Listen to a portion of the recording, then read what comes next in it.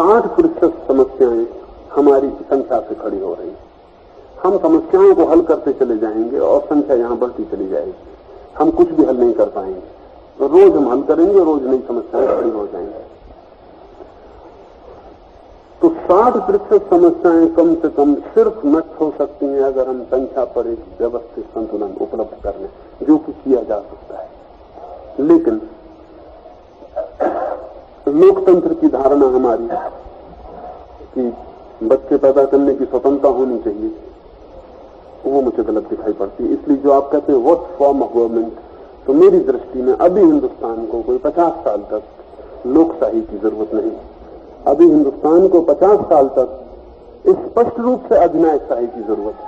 कोई इसको कहने को राजी नहीं है, क्योंकि वो शब्द ही अजीब हो गया। अधिनायकशाही की बात ही करना उनका, ये आदमी खतरनाक है।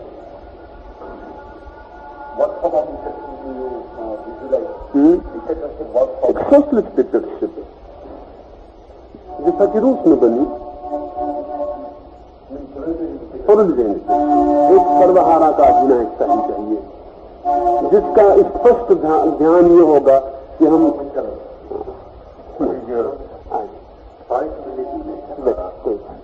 आपका ओपिनियन अयूब का डिक्टेटरशिप के लिए क्या है? नहीं, जरा भी अच्छा नहीं है, क्योंकि अयूब की डिक्टेटरशिप कोई सर्वहारा का, कोई प्रोलेटेरियट की डिक्टेटरशिप नहीं है।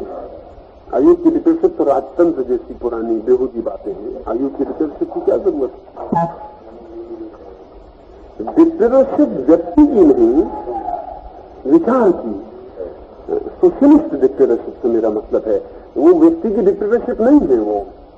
वो असल में मौलिक एक विचार की डिक्टेटरशिप है। एक विचार की ये स्वीकृति कि इस विचार को समाज में लाना है, और चूंकि समाज का मानस हजारों साल से ऐसा बन गया है कि व्यक्तिगत संपत्ति को मानस छोड़ने को राजी नहीं है, हालांकि व्यक्तिगत संपत्ति के कारण ही उसकी सारी समस्याएं खड़ी हो रही हैं। तो दो काम करने, एक तो व्यक्तिगत संपत्ति के विरोध में पूरा वातावरण खड़ा करना, और दूसरा व्यक्तिगत संपत्ति को मिटाने में। व्यक्तिगत संपत्ति को हिंसा घोषित किया जाना चाहिए, वो हिंसा है, और उस हिंसा को रोकने के लिए सरकार को अधिनायकशाही के सिवाय कोई रास्ता नहीं है। अगर हम ये सोचते हो कि होने के लिए नहीं,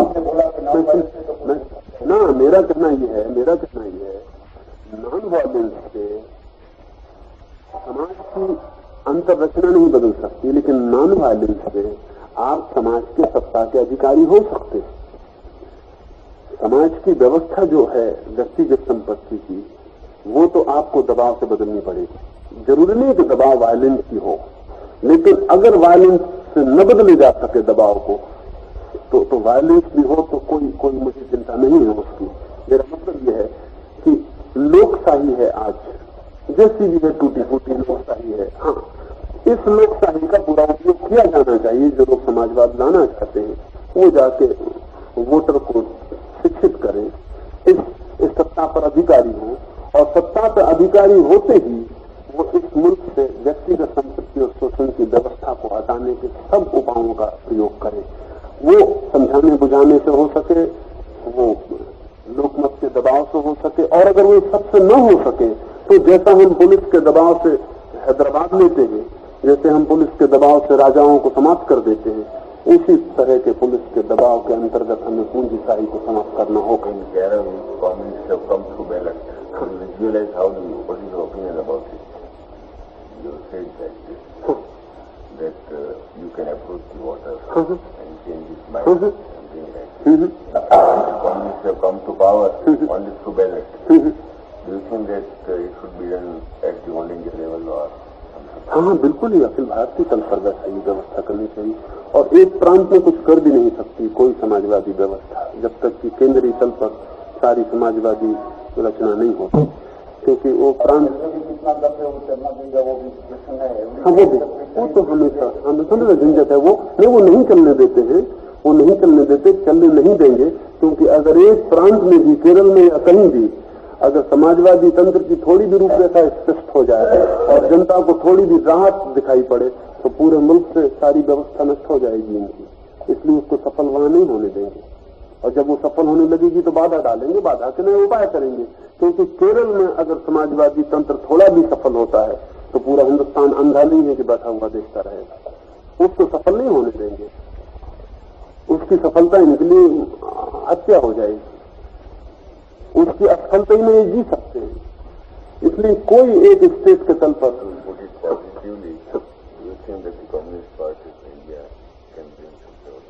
नहीं, मैं किसी पार्टी से मेरा कोई प्रयोजन नहीं है। पार्टियों की अपनी गलतियां हैं, अपनी भूलें हैं। और मजा ये है कि भारत की चाहे कोई भी पार्टी हो, क्योंकि वो भारतीयों की है, इसलिए भारतीयों की बुनियादी बेवकूफियां सब पार्टियों के साथ जुड़ी। वो जो जिस भारतीय मन से मैं लड़ रहा हूँ, वो मन की सभी पार्टियों के भीतर वही मन है, इसलिए वो बुनियादी रूप से बहुत चिचरे भाई है, उनमें बहुत ज्यादा फर्क नहीं है। Which party is nearer to your? नहीं, आज ठीक अर्थों में कोई पार्टी, ठीक अर्थों में आज कोई पार्टी समाजवाद की व्यवस्था लाने में इस मुल्क में बहुत करीब नहीं है। इसलिए मेरा कहना है कि मैं किसी पार्टी से मेरी कोई सहमति नहीं है, समाजवाद से मेरी सहमति है। और समाजवाद के लिए हिंदुस्तान में एक हवा बननी चाहिए, तो उस हवा से एक पार्टी विकसित हो सकती है जो कि ठीक अर्थों में समाजवादी हो।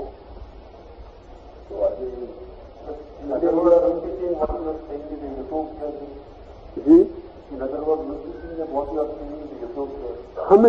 हमेशा जो नहीं हुआ है उसकी बात करना, यूटोपिया की ही बात करनी है, जो नहीं हुआ है हमेशा।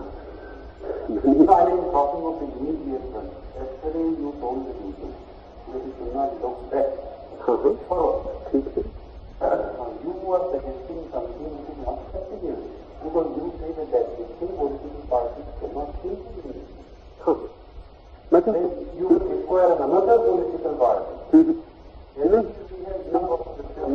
मैं समझा नहीं, इसलिए मैं कह रहा हूँ कि मैं ये जो एग्जिस्टिंग पॉलिटिकल पार्टीज हैं,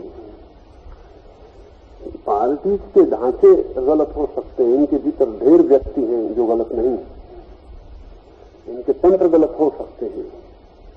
हिंदुस्तान में अभी भी लोकमानस के निकटतम पहुंच सके समाजवाद का संदेश, वैसी कोई वैचारिक पार्टी खड़ी नहीं हो सकती।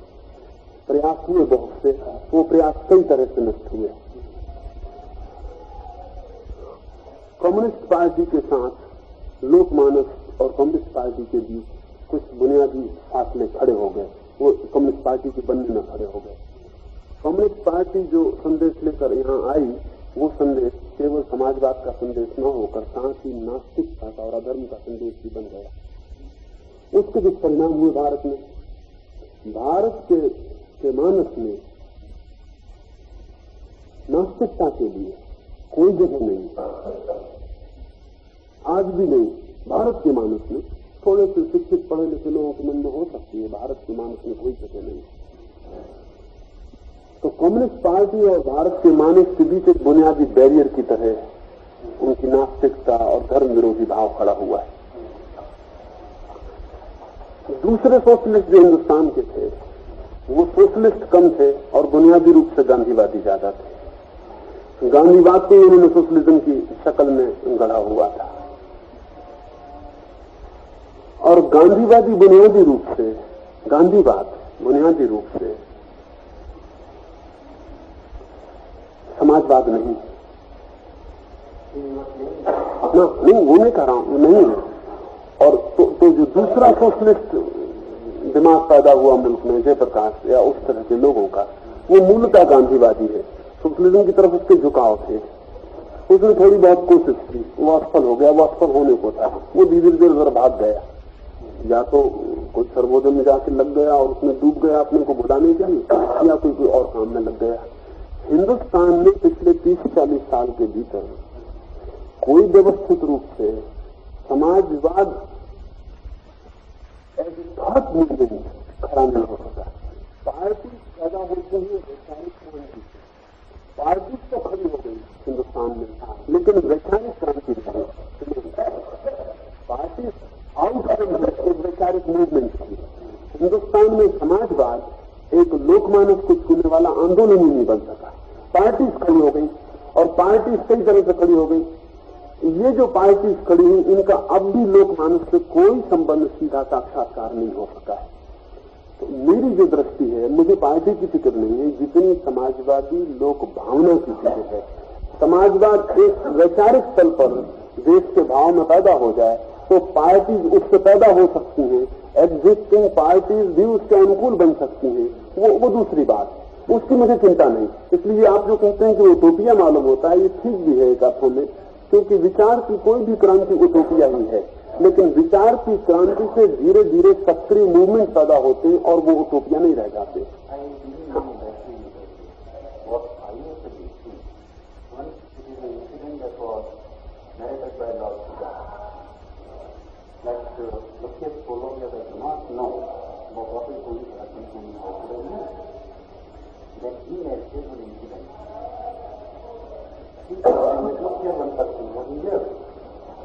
He was dead by then. And now, if you start wanting to know that what is the size of the grade of the night war, who killed me, before taking any treatment, you would die. Before knowing the meaning of life, one has to live. I mean, immediate treatment is giving an aid to it. This is precisely what has happened to us. The need for a tomorrow's break. For that, what you are going to say. I mean, yesterday when you talked, when I said utopia, you said that immediate there is no, you have any plan for that? नहीं। कल में भी आपने देश में आग लग गई, मैं कैसे समझा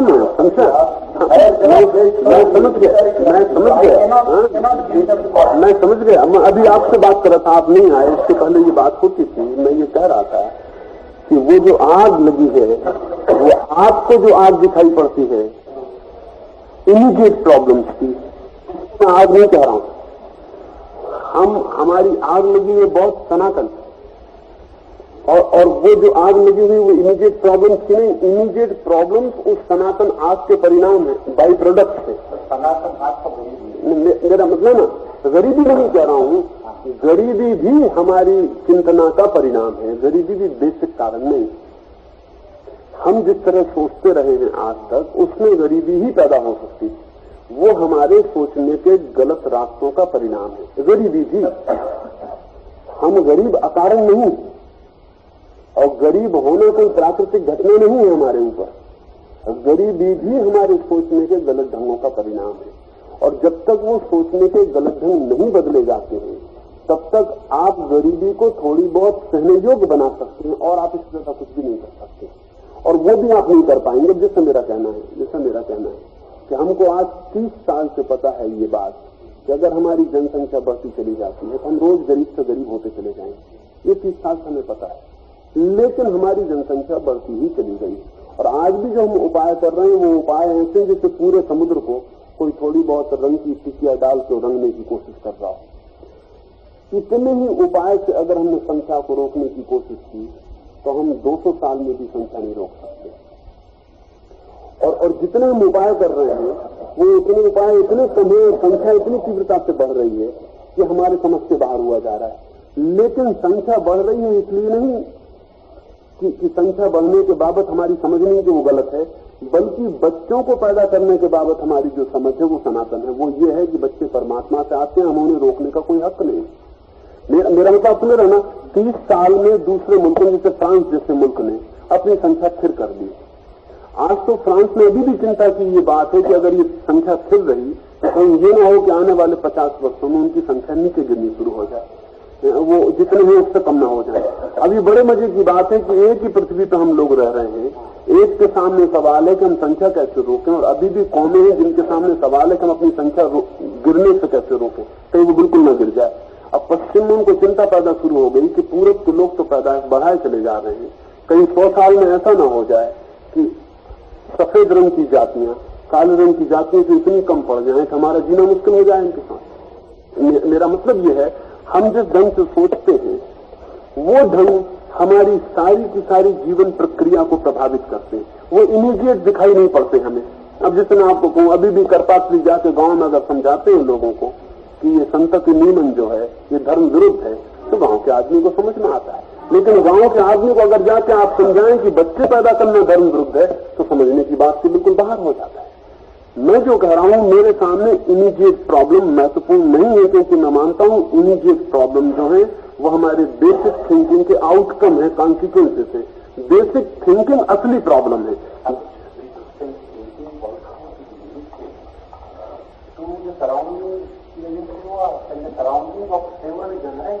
जरूर लिमिटेड है और ये भी सच है, लेकिन उस लिमिटेशन को तोड़ने का सवाल है, उसको ही तोड़ने का सवाल है।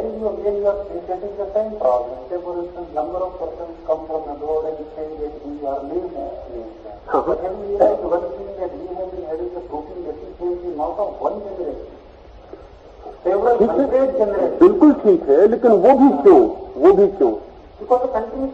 नहीं, कंट्री पुअर है ये नहीं। शरीर के प्रति जितना हमें ध्यान देना चाहिए वो हमारे भाव के भीतर नहीं, शरीर के प्रति ध्यान देना है। कुछ भी खा लिया और काम चला लेना, शरीर के प्रति एक बेसिक निग्लेक्शन हमारे भीतर है। और वो जो हमारी फिलोसफी का हिस्सा है, हमारी फिलोसफी ये कह रही है कि शरीर से कुछ लेना देना नहीं, एक दफा खाना खा लो तो भी ठीक है, कुछ भी खा लो तो भी ठीक है, शरीर तो गौण है, असली चीज तो आत्मा है। मैं आपसे ये कह रहा हूं कि आपने भी वाइटलिटी खोज ली होती, विटामिन खोज लिए होते, आपने भी खोज लिया होता कि कौन सी डिफिशियंसी है, लेकिन शरीर से हमें कोई लेना देना नहीं। बल्कि सच ये है कि हम उस आदमी को आदर देते हैं जो शरीर के प्रति जितना उपेक्षापूर्ण हो, हम उसको आदर देते हैं। और जो आदमी शरीर की जितनी चिंता करे उसको हम आदर नहीं देते। अगर गांधी 3rd क्लास में चलेंगे तो हम आदर ज्यादा देंगे बजाय 1st क्लास में चलने के। और उसका बुनियादी कारण क्या है? उसका बुनियादी कारण ये कि हम 3000 वर्ष से ये सोचते हैं कि शरीर की जो अपेक्षा करता है वही आत्मवादी है।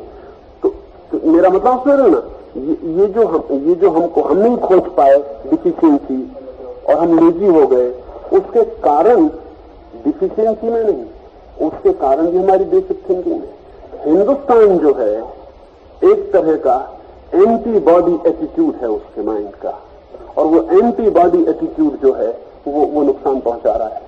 और वो जब तक हम नहीं बदल देते तब तक हम खोजबीन कर भी नहीं पाएंगे। अभी भी हालत ये है कि अभी भी हम जो खाना खाते हैं, हमारा शिक्षित से शिक्षित भी व्यक्ति कोई बहुत बोधपूर्वक खाना खा रहा हो ऐसा नहीं है कि वो क्या खा रहा है।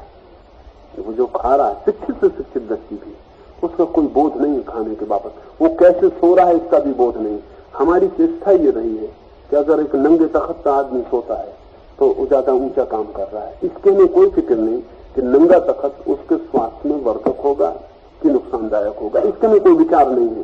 हम क्या खा रहे हैं इसका विचार नहीं है। कम जो खाता है, सस्ते से सस्ता जो खाता है, वो कोई ऊंचा काम कर रहा है। उपवास जो करता है वो खाने वाले से भी ऊंचा काम कर रहा है। कपड़े पहनने वाला आदमी गलती कर रहा है, नंगा जो बैठा हुआ है चाहे कितनी तकलीफ झेल रहा हो वो ऊंचा काम कर रहा है। हमारी जो बेसिक दृष्टि है शरीर विरोधी होने की वजह से डिफिशियंसी रह गई। डिफिशियंसी हम कभी भी पूरा कर लेते। मजे की बात यह है कि हिंदुस्तान ने सबसे पहले शरीर के बाबत जानकारियां प्राप्त कर ली थी, जो कि पश्चिम ने भी 300 वर्षों में प्राप्त की, और फिर भी हम कुछ नहीं कर पाए।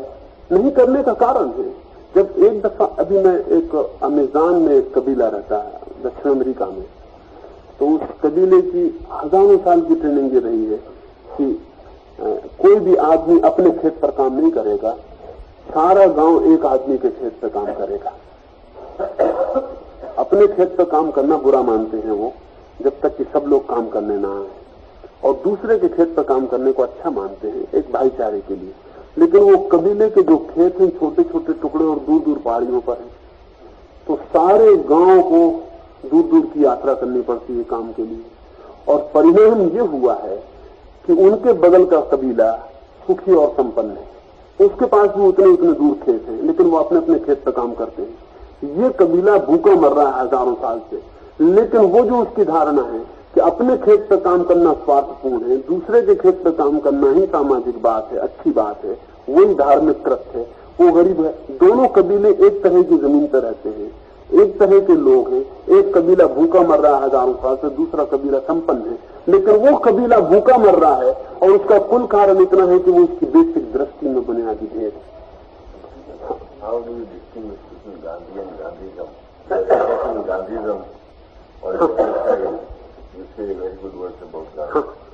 मैं व्यक्ति को Gandhi and Gandhism they can not be separate.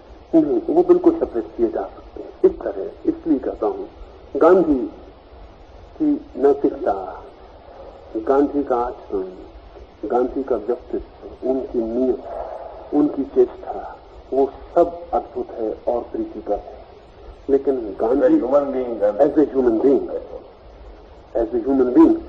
Human being मैं गांधी को पसंद करता हूं, मार्क्स को पसंद नहीं करता। मार्क्स के पास मुझे कोई कीमती व्यक्तित्व नहीं मालूम पड़ता, कोई पर्सनैलिटी नहीं मालूम पड़ती जिसको हम व्यक्ति की तरह आदर दे सके। लेकिन मार्क्सिज्म को मैं गांधीइज्म से पसंद करता हूं, क्योंकि मार्क्सिज्म की जो दृष्टि है वैज्ञानिक है, जीवन को बदलने के लिए ज्यादा मूलभूत है। तो मैं दुनिया ऐसी चाहूंगा जहां गांधी जैसे आदमी हो और मार्क्स जैसा समाज हो।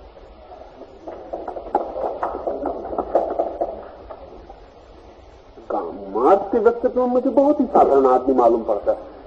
फ्रायड का व्यक्तित्व इतना साधारण है जिसका हिसाब नहीं, लेकिन फ्रायड ने जो कहा है, जो खोज की, वो बहुत असाधारण है। तो एज ए ह्यूमन बीइंग मैं गांधी की जितनी तारीफ कर सकूं उतना करता हूं, लेकिन गांधी की जो दृष्टि है समाज के मसले के प्रति, वो दृष्टि मुझे वैज्ञानिक नहीं मालूम पड़ती, उसका मैं विरोध करता हूं। इसलिए गांधीइज्म में और गांधी में मैं फर्क कर लेता हूं। गांधी ने तो कहा था मुझे भूल जाओ, मेरा विचार को क्या करो। हाँ, गांधी ने ये कहा था और मैं ये कहता हूं कि गांधी को मत भूलना, गांधी को विचार को भूल जाओ। क्योंकि मुझे लगता है गांधी बहुत मूल्यवान है और विचार कुछ मूल्य का नहीं।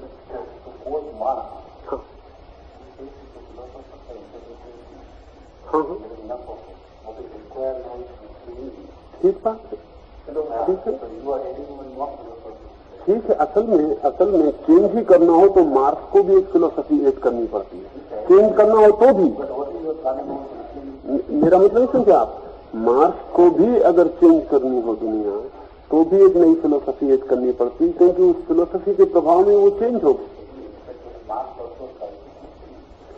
मार्क्स ने कुछ इंप्लीमेंट करने के लिए नहीं किया, मार्क्स को फुर्सत भी नहीं थी। मैं आपको कहूं, मार्क्स को कल्पना भी नहीं थी और फुर्सत भी न थी, और मार्क्स ने इंप्लीमेंटेशन की कुछ भी नहीं किया। इंप्लीमेंटेशन 50 साल बाद होना शुरू हुआ, बिल्कुल दूसरे लोगों ने किया। और मेरी अपनी समझ ये है कि आज तक दुनिया में कोई फिलोसोफर इंप्लीमेंटेशन कभी नहीं किया है। वो दृष्टि दे सकता है, इंप्लीमेंटेशन करने वाले लोग आते हैं, वो इंप्लीमेंट करते। लेनिन ने इंप्लीमेंटेशन किया और उससे भी ज्यादा स्टालिन ने किया। मार्क्स ने कुछ इंप्लीमेंटेशन किया नहीं, कर सकता नहीं, कुछ भी नहीं, कुछ भी नहीं। हाँ, ये तो ठीक है ना, ये तो ठीक है। फर्स्ट इंटरनेशनल भी जो है वो भी फिलोसॉफिक मूवमेंट है मार्क्स के लिए। जरूर, मैं तो उसके लिए, मैं तो जीवन जागृति केंद्र और युवक क्रांति जो है वो सब खड़े करता हूँ, वो मैं खड़े करता हूँ।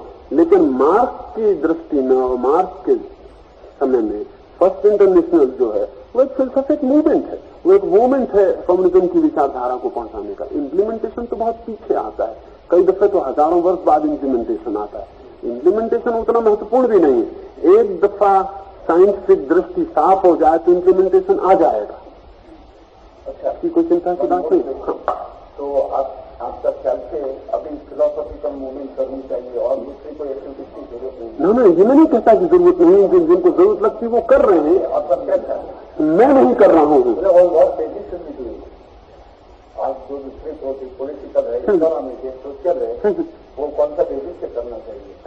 डेमोक्रेसी, आपने बताया कि डेमोक्रेसी दूसरे के लिए, तो ये पॉलिटिकल एक्टिविटीज में जो लोग आपके के साथ है, वो जो खड़े हैं, उनको आप क्या कहेंगे?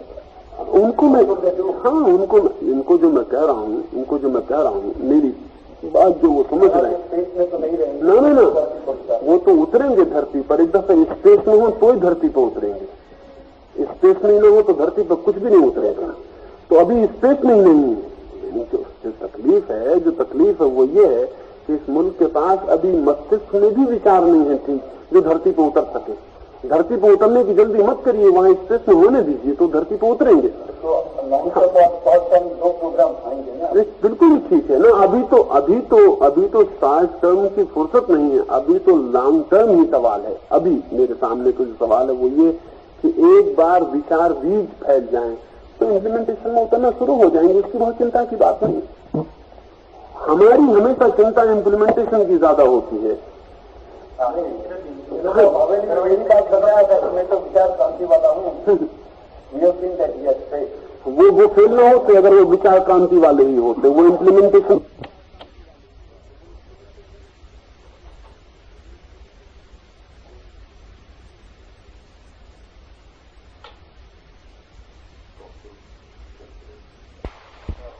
तो पड़ गए इसलिए फेल हो गए। जो मैं आपसे कहता हूं, जो आप कह रहे हैं गलती बात है। विनोबा अगर सिर्फ विचार क्रांति करते तो फेल न होते, और हो सकता था उनकी विचार क्रांति परिणाम भी लाती।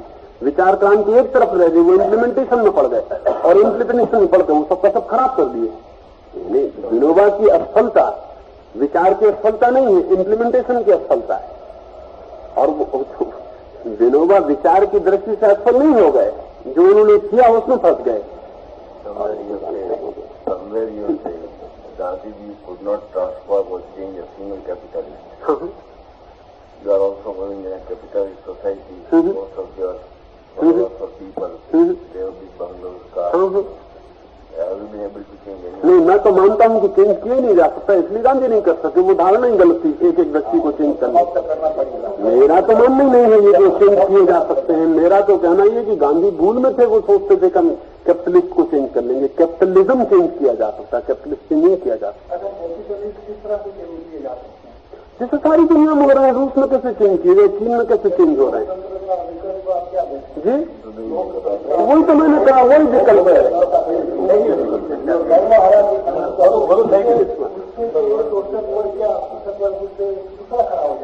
दूसरा खड़ा नहीं होगा, दूसरा खड़ा नहीं होगा, व्यवस्थापक वर्ग खड़ा हो जाएगा, शोषक वर्ग खड़ा नहीं होगा। लोकतंत्र का आज का फायदा नहीं हुआ, पीड़ित क्या हमारे किसान भारत के और मजदूर जो पीड़ित थे, शोषित थे, लोकतंत्र द्वारा उनको क्या फायदा नहीं हुआ? न तो उनके शोषण में कोई फर्क नहीं पड़ता, किस तरह से नहीं पड़ता? उनकी पीड़ा कम हो सकती है, वो सवाल नहीं है।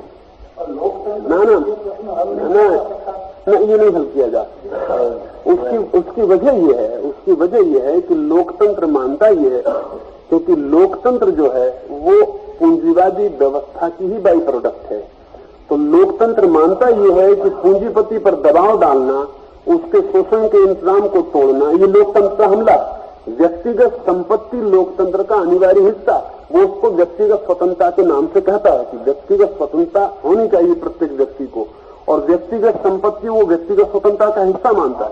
अगर आप लोकतंत्र का ही नाम रखना चाहते हैं, नाम से कोई झगड़ा नहीं, लेकिन लोकतंत्र नाम रहे तो भी हमें व्यक्तिगत संपत्ति पर चोट करनी पड़ेगी, और व्यक्तिगत संपत्ति को समर्थन देने वाली विचारधाराओं पर भी चोट करनी पड़ेगी, तो ही व्यक्तिगत संपत्ति जाती। आपने कहा था कि व्यक्तिगत संपत्ति जब तक नहीं बचती, भौतिकवाद जब तक नहीं, ये तो आप गलत समझ रहे हैं, आप समझे नहीं थे।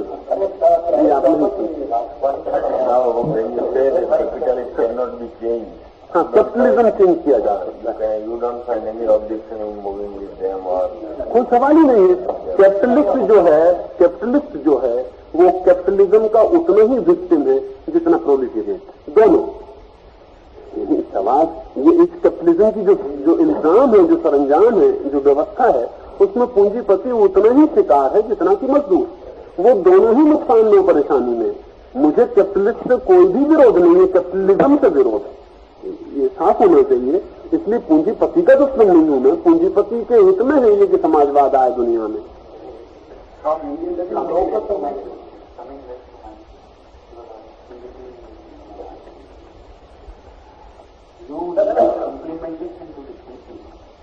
ठीक है। Now what Christians have done to Christ, what Buddhists have done to Buddha, and lately what Gandhians have done to Gandhi. Don't you struggle to lead to people to interview me or philosophers? 20 years after they were what they will do to your philosophers? इसको थोड़ा समझ लें। Christ के message में, बुद्ध के message में और मेरी बात में बुनियादी फर्क, मेरी बात समझ लो ना, फर्क क्या है? क्राइस्ट का मैसेज सोसाइटी को बदलने का तो सवाल ही नहीं। क्राइस्ट का मैसेज तो इंडिविजुअल ट्रांसफॉर्मेशन का है। बुद्ध का मैसेज भी इंडिविजुअल ट्रांसफॉर्मेशन का, एक एक व्यक्ति को बदलने का। गांधी की बात आप ले सकते हैं, बुद्ध और क्राइस्ट को छोड़ दें, उनका मैसेज बुनियादी फर्क। गांधी का मैसेज और गांधीवादी की आप बात ले सकते हैं कि गांधी का मैसेज था और गांधीवादी ने जो हालत की, तो अगर मैं एक बात कहूं 20 साल में मेरा कोई अनुयायी होगा तो यही हालत कर देगा। उसमें मेरा कहना यह है कि वो जो गांधीवादी ने हालत की है वो गांधीवादी का कसूर नहीं, गांधीवाद का कसूर है। ये होने वाला था, ये गांधी के साथ यही होने वाला था, क्योंकि गांधीवाद की बुनियादी दृष्टि गलत है, तो गांधीवादी जो भी करेगा उससे गलती होने वाली। ये गांधीवादी का कसूर नहीं है, ये कोई मोरारजी देसाई का या किसी और का कसूर नहीं है। गांधीवाद की जो दृष्टि है वो दृष्टि चूंकि गलत है, इसलिए जो भी उसका इम्प्लीमेंटेशन करेगा वो झंझट में पड़ जाएगा और इसी तरह की झंझट होने वाली। मेरा जो कहना है ना, जो मैं कह रहा हूं, अगर वो दृष्टि वैज्ञानिक है तो उसको इम्प्लीमेंटेशन करने वाला सफल हो जाएगा, और अगर वो दृष्टि वैज्ञानिक नहीं है तो इम्प्लीमेंटेशन नहीं हो सकता, वो खत्म हो जाएगा। अनुयायी का दोष नहीं है उतना, मेरा मतलब आप समझ रहे ना, जितना वाद का दोष है।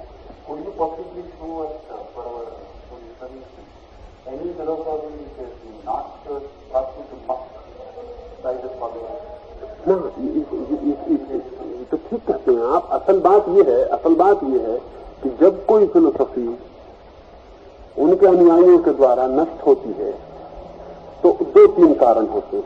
एक कारण तो किसी फिलोसफी की वैज्ञानिकता की परीक्षा ही तब होती जब अनुयायी उसको इम्प्लीमेंटेशन करते हैं, उसके पहले तो उसकी परीक्षा भी नहीं होती। हवा में तो सभी चीजें ठीक मालूम होती हैं, हवा में कोई दिक्कत नहीं है। एब्स्ट्रैक्ट थिंकिंग में तो सभी चीजें ठीक हो सकती हैं, क्योंकि सिर्फ आर्गुमेंट और लॉजिक की बात है, हाइपोथेटिकल बात है। लेकिन जब आप उसको व्यवहारिक रूप से इम्प्लीमेंट करते हैं तभी पता चलता है कि वो इम्प्लीमेंट हो सकती है कि नहीं हो सकती। इसलिए असली कठिनाई तो हमेशा इम्प्लीमेंटेशन वाले के सामने खड़ी होती है, और उसमें हमेशा परेशानी हुई है, क्योंकि आकाश से जमीन तक उतारने में बहुत दिक्कतें होती हैं। एक बात। दूसरी बात, अनुयायी जो है अगर वो एक भावनागत प्रभाव से किसी चीज से प्रभावित हुआ है तो एक स्थिति होगी, और लॉजिकल, रेशनल और बुद्धिमत्ता से प्रभावित हुआ तो बिल्कुल दूसरी बात होगी। गांधी जैसे व्यक्तियों का प्रभाव भावनागत ज्यादा होता है, विचारगत कम।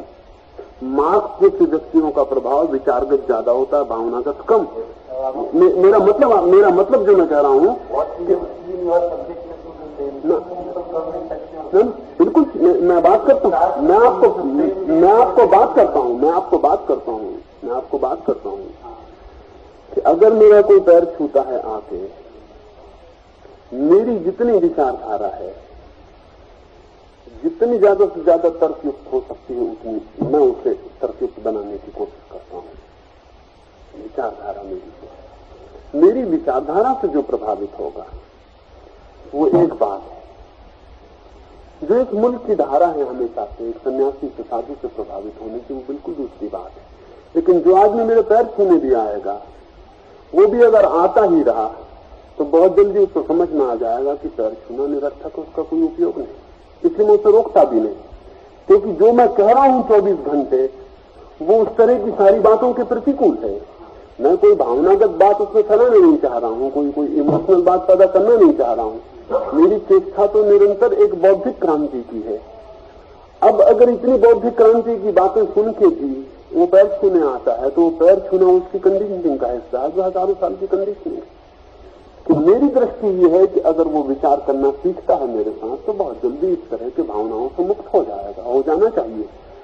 मैं उसको कोई बढ़ावा नहीं देता हूं, क्योंकि मैं जो भी कह रहा हूं वो बिल्कुल प्रतिकूल है। दुनिया में जो आइडियोलॉजी है, अगर वो वैज्ञानिक है, तर्कबद्ध है, तर्कशुद्ध है, तो उनके इम्प्लीमेंटेशन में कठिनाई नहीं होती। लेकिन अगर वो काल्पनिक है, उटोपियन है और बेसिकली उनमें कोई विज्ञान की बात नहीं है तो उनके इम्प्लीमेंटेशन में तकलीफ होती। गांधी की विचारधारा के इम्प्लीमेंटेशन में तकलीफ होगी, क्योंकि वो तर्कशुद्ध नहीं है और न वैज्ञानिक, काल्पनिक है, भावनापूर्ण है। और भाव बहुत अच्छा है कि पूंजीपति राजी हो जाए, ट्रस्टी बन जाए, लेकिन ये विज्ञान सम्मत नहीं है। ये बात ये होने वाला नहीं। तो ये गांधी की अनुयायी की जो असफलता है वो एकदम अनुयायी की असफलता नहीं, वो मूलतः गांधीवाद की असफलता है। वो बेचारा अनुयायी फंस जाता है, उसको हम कहते हैं कि ये इन्होंने सब बर्बाद कर दिया। वो बर्बाद करेगा ही, कोई उपाय नहीं था उसका।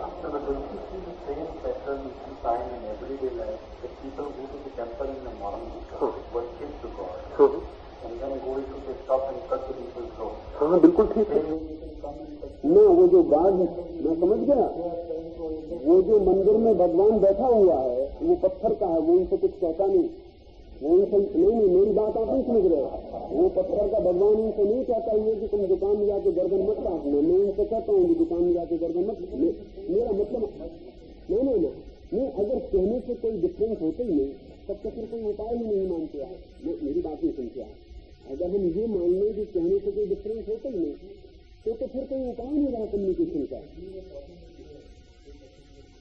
मैं ये कह रहा हूँ कि वो जो मंदिर का भगवान है उसको वो धोखा दे पाते हैं क्योंकि वो पत्थर का, और इसलिए पत्थर को उन्होंने भगवान बनाया हुआ है ताकि उससे कोई झंझट पैदा न हो।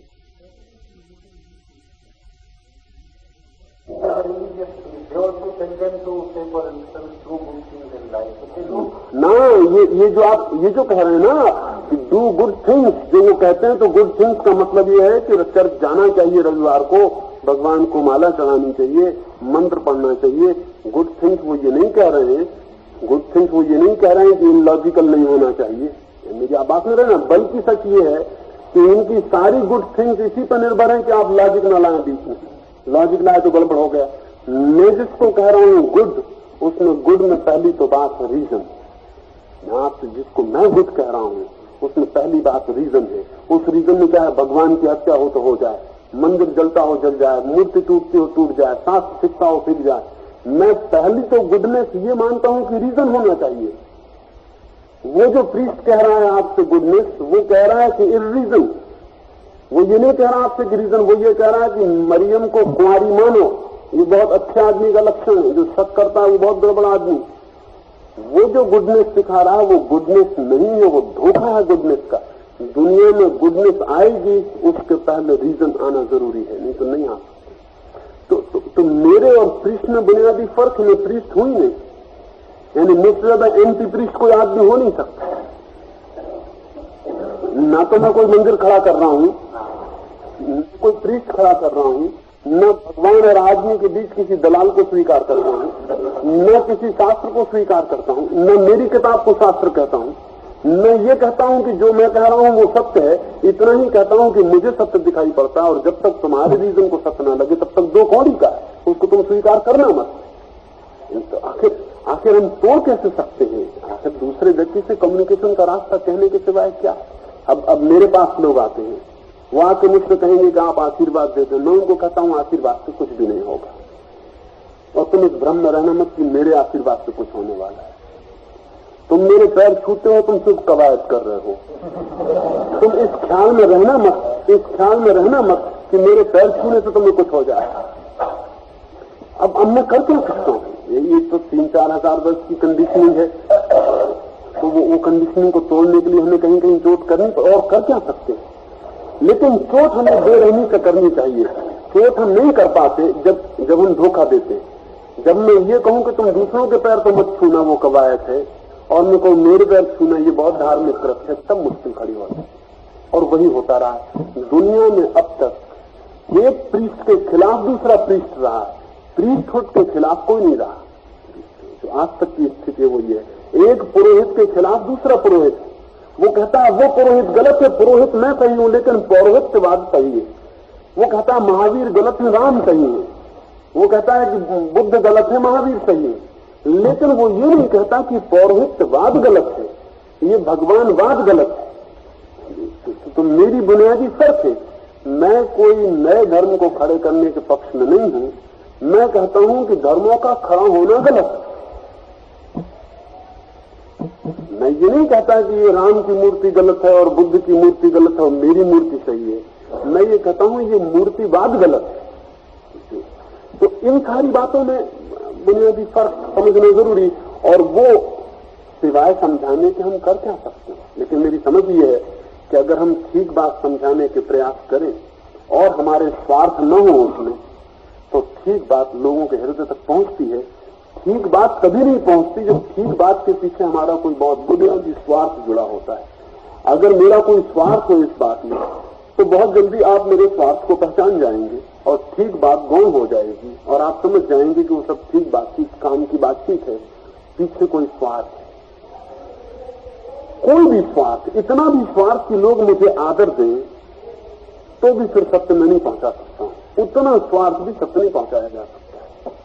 तो मुझे, मेरे साथ तो इतनी कठिनाई होगी। अभी ये सब मामला चला तो मुझे कितने पत्र गए कि हम तो आपके शिष्य थे और हमारी श्रद्धा को बड़ी चोट पहुंची। तो मैंने उनको लिखा कि तुम मुझसे नहीं पूछे मेरे शिष्य थे कैसे? मैं कभी किसी का गुरु बना नहीं, और निरंतर कह रहा हूं कि किसी को किसी का शिष्य बनना पाप है। तुम मेरे शिष्य बन कैसे गए? तुम शिष्य थे तो तुम भी गलती कर रहे थे और अनजाने मुझको भी पाप में घसीट रहे थे। ये अच्छा हुआ कि मेरी बातचीत से तुम्हारा शिष्यत्व चला गया, तुम मुझसे मुक्त हो गए, ये बहुत ही अच्छा हुआ। अब तक होता क्या रहा है कि एक गुरु दूसरे गुरुओं से छीनने की कोशिश करता है, लेकिन अपनी गुरुडम खड़ी करने की चेष्टा करता है। तो गुरुडम नहीं मिटती, गुरु बदलते रहते हैं, उसको कोई फर्क पड़ता नहीं बहुत। जो आदमी दूसरे मंदिर में जाता था वो दूसरे मंदिर में वही बेवकूफी करता है जाके। क्रिश्चियन चर्च में जाता था तो हिंदू मंदिर में जाने लगता है, हिंदू मंदिर में जाता था तो मस्जिद में जाने लगता है, लेकिन बेसिक नॉनसेंस जारी रहती है, उसमें कोई फर्क नहीं पड़ता। मेरा कहना यह है कि हमें बुनियादी गुरुडम तोड़ देनी है। दुनिया में गुरु की जरूरत नहीं। और इधर मैंने कहना शुरू किया कि आध्यात्मिक जीवन में गुरु से ज्यादा खतरनाक कंसेप्ट दूसरा नहीं। परमात्मा और आदमी के बीच किसी गुरु को खड़े होने की जरूरत नहीं। और कोई खड़ा होता है तो वो आदमी को परमात्मा तक जाने से रोकता है या सत्य तक जाने से रोकता है।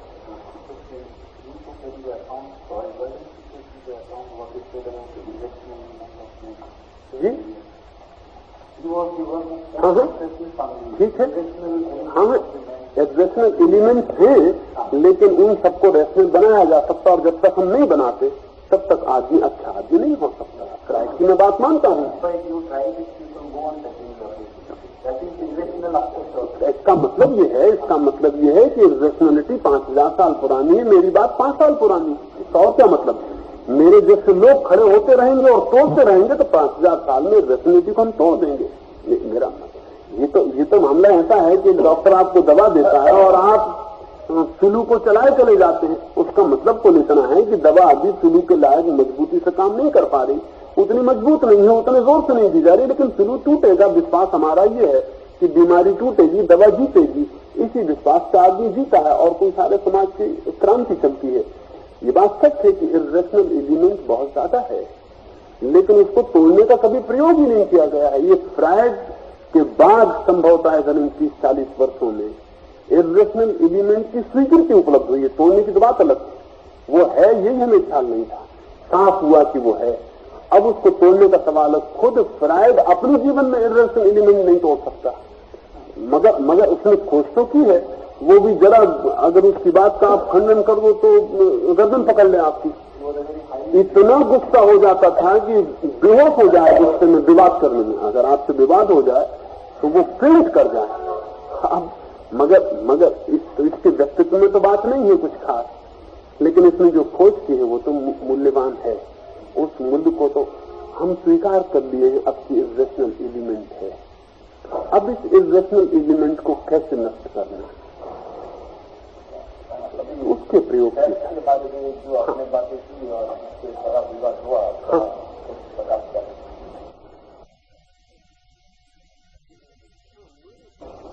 हाँ, मेरे तर्क के बाबत मेरी पहली दृष्टि तो ये है कि अब तक हम मनुष्य को सेक्स के संबंध में छिपा के, दमन करके, उसकी बात न करके रोकने की कोशिश करते रहे। जैसे सेक्स है ही नहीं, हमने एक ऐसी सामाजिक भूमिका बना ली जैसे सेक्स जैसी कोई चीज है ही नहीं।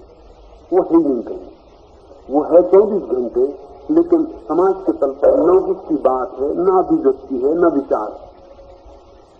तो इस भांति हमने मनुष्य को सेक्स से मुक्त होने में सहयोग नहीं पहुंचाया, बल्कि उसको गहरे से गहरा सेक्सुअल होने में सहयोग पहुंचाया। जीवन में जितने सत्य हमें स्पष्ट हो जाएं, हम उनको फेस करने में, सामना करने में, बदलने में या उनको जीने में समर्थ होते हैं। जितने सत्य जीवन के अंधेरे में खड़े किए जाएं, उतना हम उनसे जीतते, सामना करने में असमर्थ होते हैं। आदमी सेक्स के मुकाबले सबसे कमजोर हो गया, क्योंकि सेक्स को हमने सबसे ज्यादा अंधेरे में डाल दिया। तो मेरी मान्यता ये है कि सेक्स को हमें प्रकाश में लाना होगा, उसकी पूरी शिक्षा देनी होगी, उसकी खुली बात करनी होगी। उसके बाबत जो टैबू है भय का कि उसकी बात ही नहीं करनी, वो टैबू नष्ट कर देना होगा।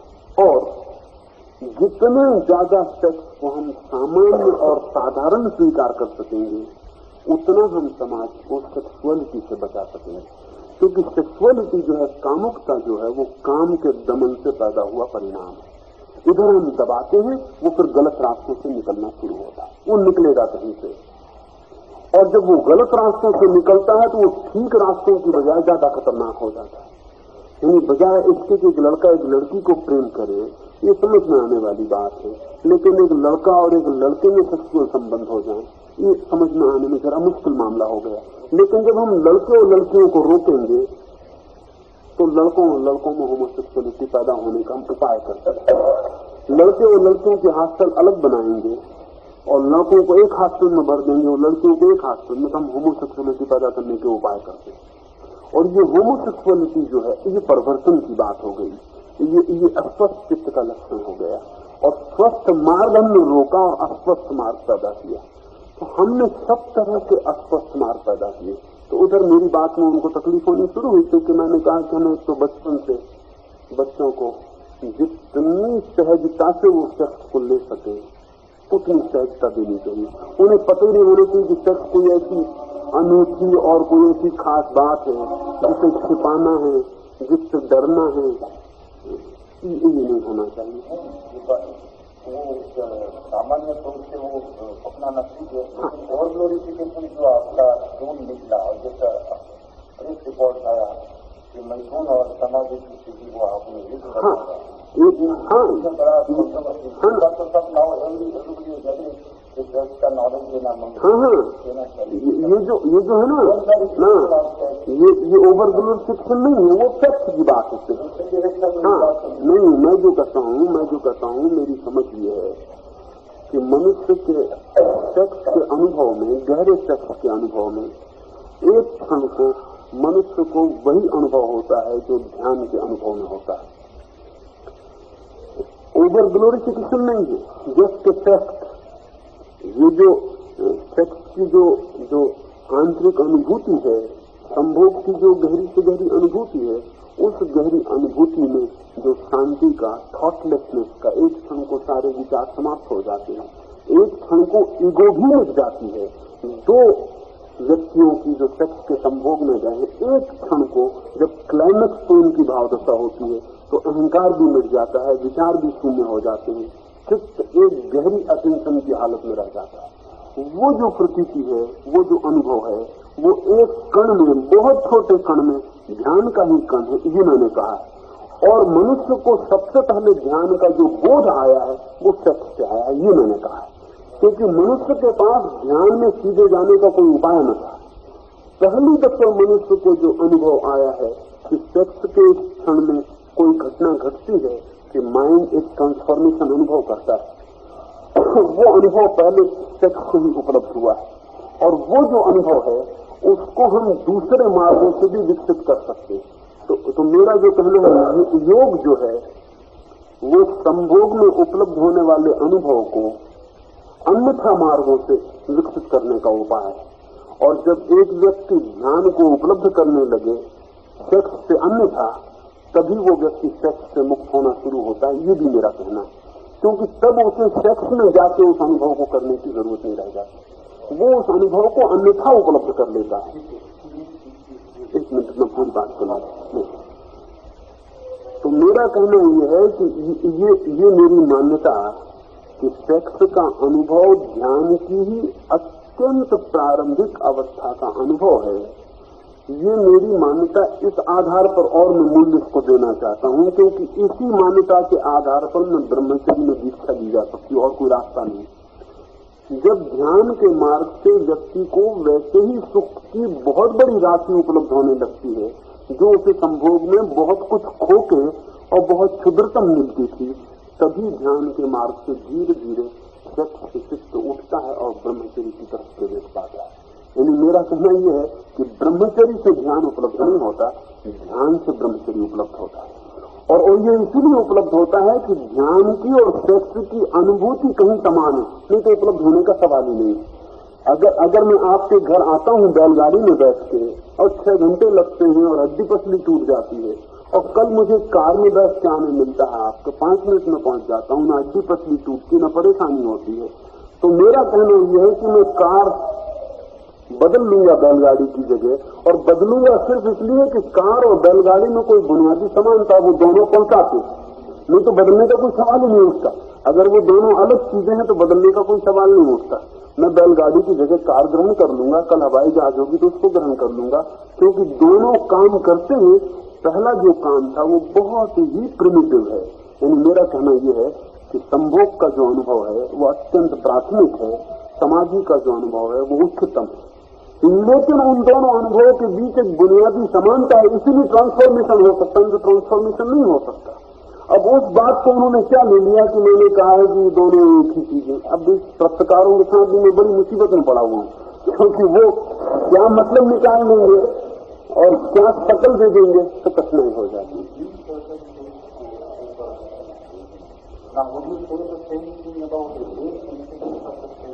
नहीं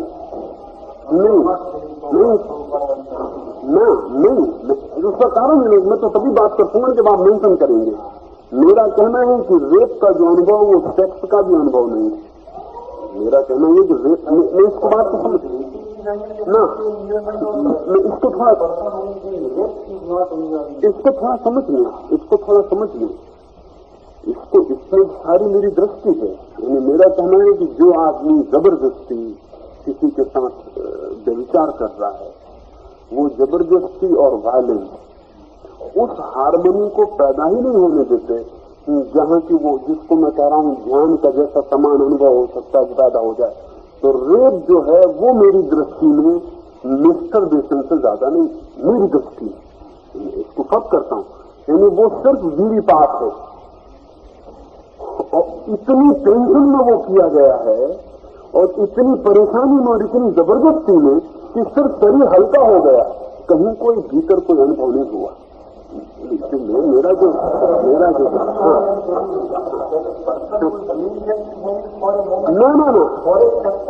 ना वो जो अनुभव है वो सेक्स का नहीं, सिर्फ वीरपात का। इसको फर्क करता हूं ना, वीरपात का जो अनुभव है it is just a relief, it is not an experience.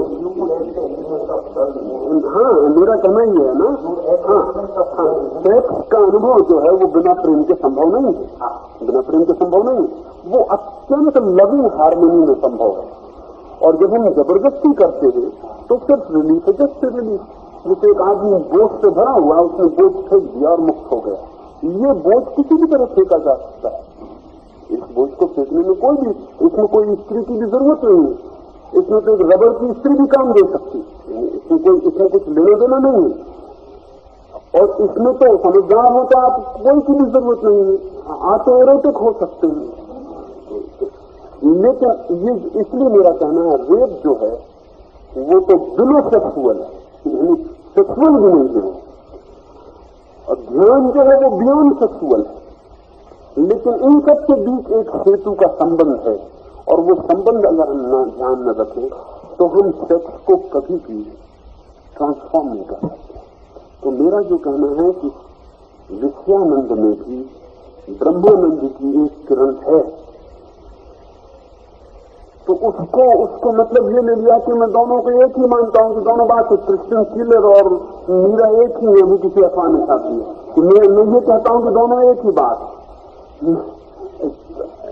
ये हम जो नतीजे निकाल लें स्वाभाविक है एक अर्थ में, क्योंकि जो मैं कह रहा हूं वो आप जिसका कहते हैं पूरी बात नहीं हो पाती, कुछ नतीजे निकल आते हैं। दूसरा ये कि जो मैं कहता हूं और आप जब आप सुनते हैं तो आप अपने माइंड से सुनते हैं, तो जो माइंड में तैयारी कर लेते हैं वो उसमें मिल जाती है, तो कुछ हो जाता है।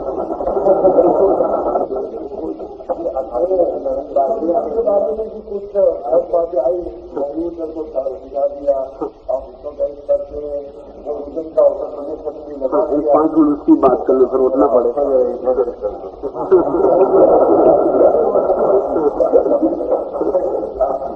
मैं कहा इतना, बस ये आखिरी बात कर लें, मैं कहा इतना, ऐसा अच्छी बात, मैं कहा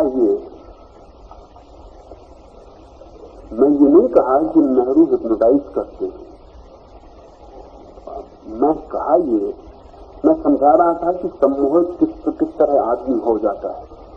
मैं ये कहा कि जैसे कि नेहरू बड़े मंच पर खड़े हुए हैं, नेहरू की जगह नहीं खड़ा हुआ हूं, इससे क्या फर्क पड़ता है?